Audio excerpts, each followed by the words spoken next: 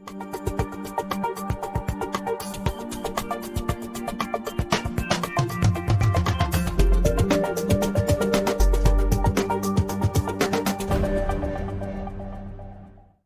this video, we'll show you how to commission an SMA inverter in South Australia.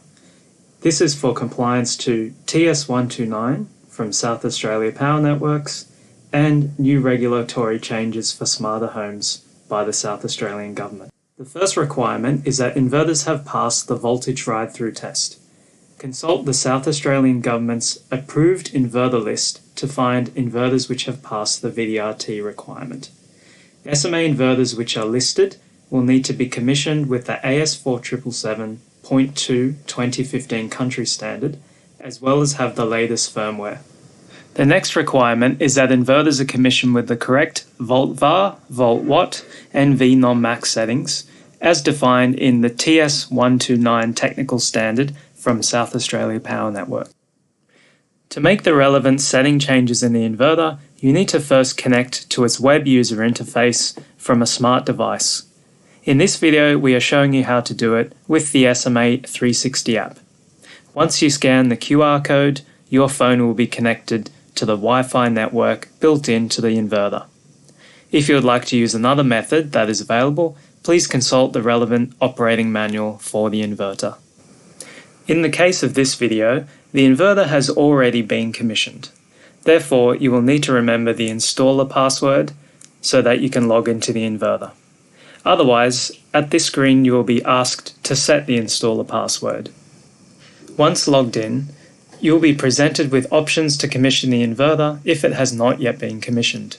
We recommend using the installation assistant. In this case, the inverter has been commissioned. It has been running for more than 10 hours, so we will need to enter in a GridGuard code. Press on the menu icon, then click User Settings and SMA GridGuard Login. Now click on the menu icon again and go to Device Parameters. Now click Edit Parameters. Now go to Grid Monitoring, and check that the underlying country standard has been set to AS4777.2 2015 during the commissioning process. If it is not set to this, please set the country standard now to AS4777.2 and press Save. Now we will change the 10-minute average over voltage. Click Country Standard, then click Voltage Monitoring, and then scroll to Voltage Increase Protection and change it to 258 volts. Next, we are going to change the volt-watt and volt-var curves stored in the inverter. These are stored as characteristic curves.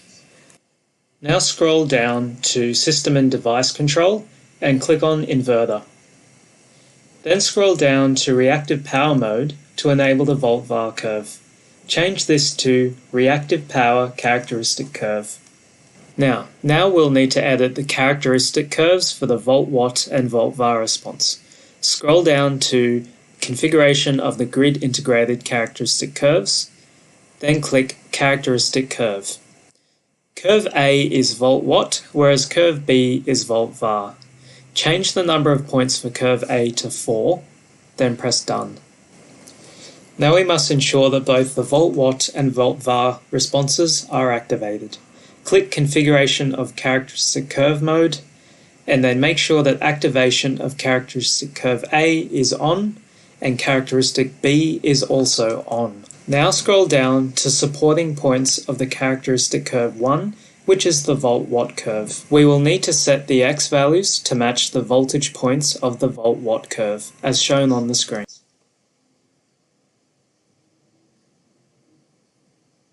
Now we need to edit the first 4 Y values to correspond to the 4 power set points.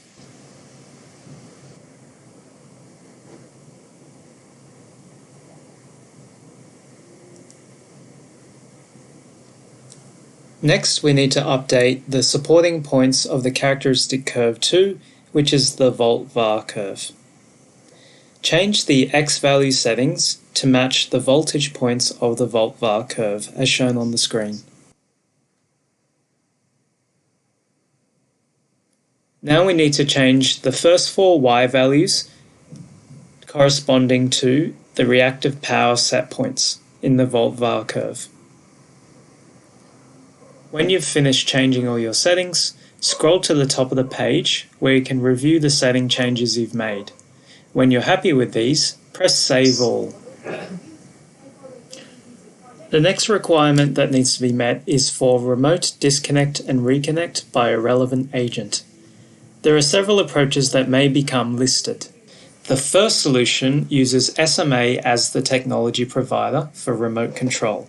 For this solution to work, the inverter must be registered to sunnyportal.com with a reliable internet connection. At the time of registration, specific details such as the NMI and user details must be entered correctly. A link to more guidance will be provided in the video description. The second solution uses third parties' hardware as the technology provider.